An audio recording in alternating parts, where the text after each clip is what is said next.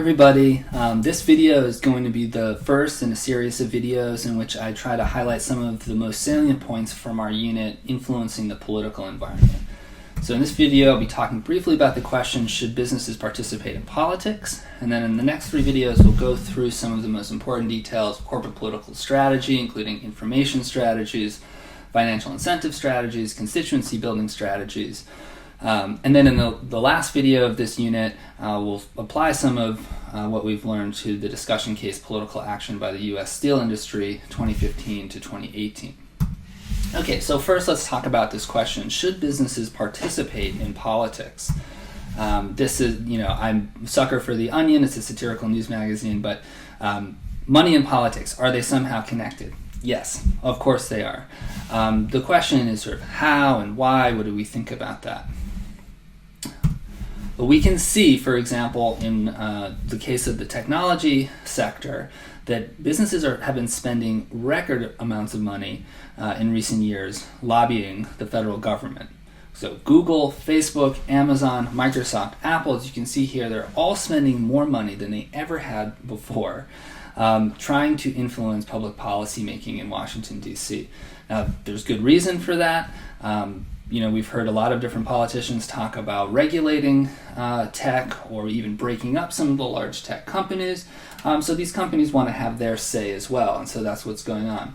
Nevertheless, when we see the dollar amounts, millions and millions of dollars being spent, it does raise questions in some people's minds about the kind of influence that these organizations are likely to have and whether they have a voice, a greater voice, than others in our political system and whether that's right.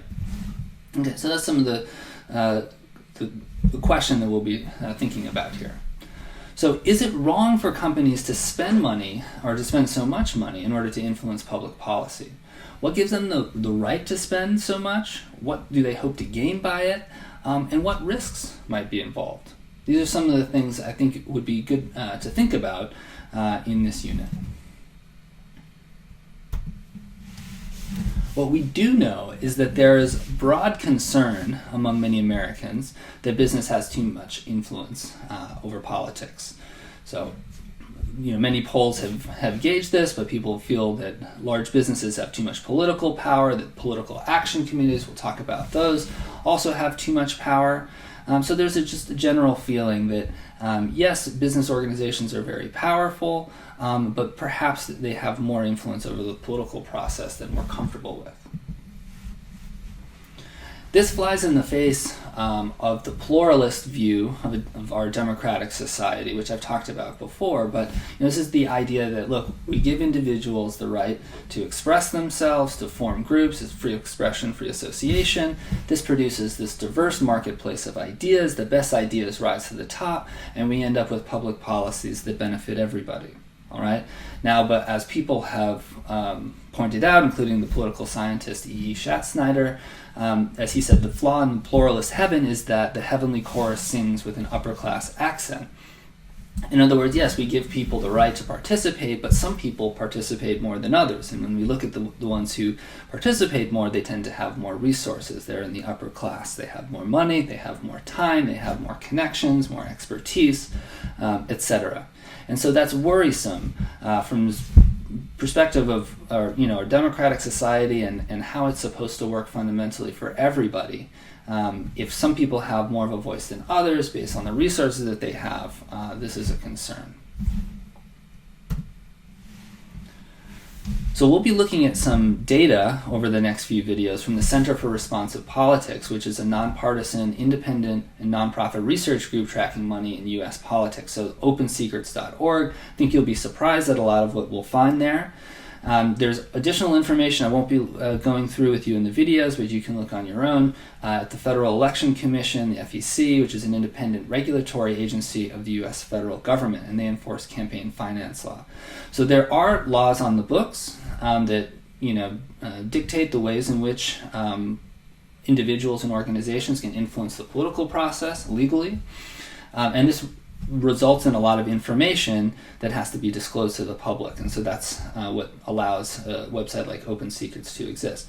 It also says the fact that these disclosure requirements exist and that the data is publicly available, right? This all says there are concerns. People are concerned about lobbying and other ways that powerful individuals and organizations may be influencing politics, and so we want to set up some safeguards. We want to have there be some transparency. Okay, so one example of the concern we saw in 2016 when Donald Trump was running for president, and he was talking about the need to drain the swamp in Washington, D.C. He was saying that Washington was broken and that we had too many cases of this revolving door where people go from government to the private sector, from private sector to the government, maybe back to the private sector, and that there's this cozy relationship among elites in business and in government.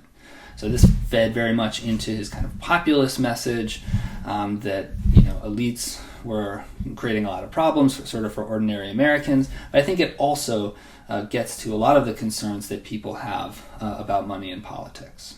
Okay, so these are definitely very relevant issues today still. So some of the main arguments for and against corporate political activity. Why should business be involved in the political process? Well, first, a pluralist system invites many participants. I mean, this is the pluralist argument. We want a diverse marketplace of ideas. Business has a lot to offer. They have a very valid perspective. Let's hear what they have to say. Second, the economic stakes are high for business. We talked in the last unit about public policy and regulation, rules imposed by government that could impact the bottom line of firms. So it's not unreasonable maybe to expect that business would want to have some say in what those rules look like.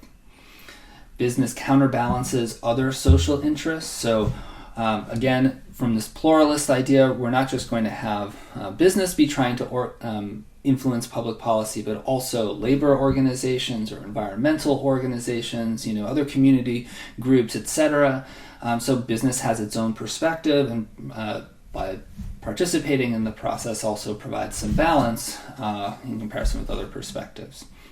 And then finally, business is a vital stakeholder of government. So business is impacted by government and also impacts government. And so sort of similar to the economic stakes are high for firms, government also wants to please business. We talked about all of the different ways in which government really relies on business for jobs, for economic growth and innovation, for our standard of living, many different things. So perhaps policymakers also want to have business involved so that public policy can lead to good economic outcomes. Okay, what about on the flip side of the argument? Why should business not be involved? First argument, managers are not qualified to engage in political debate.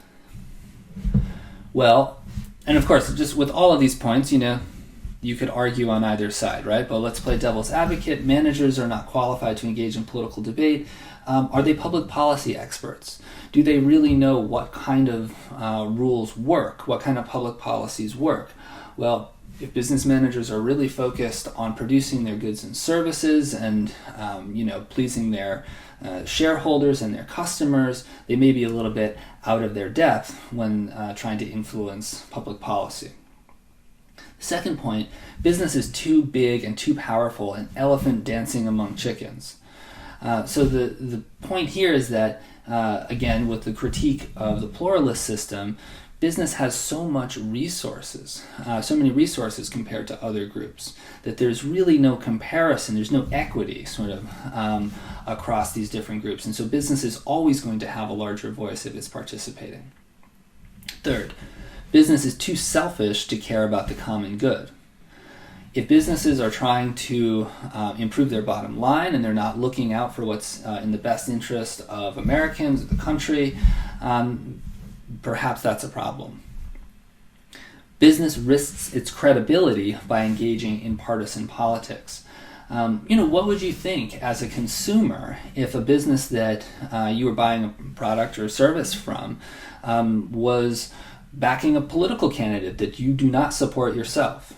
Right? So if businesses potentially risk alienating certain stakeholders, same could be true with investors, other stakeholder groups, by taking sides in political disputes. So these are some of the arguments. Now it's worth it, just like we would in class, look through each of these different arguments, think about the pros and cons of each one. Which ones seem most compelling to you?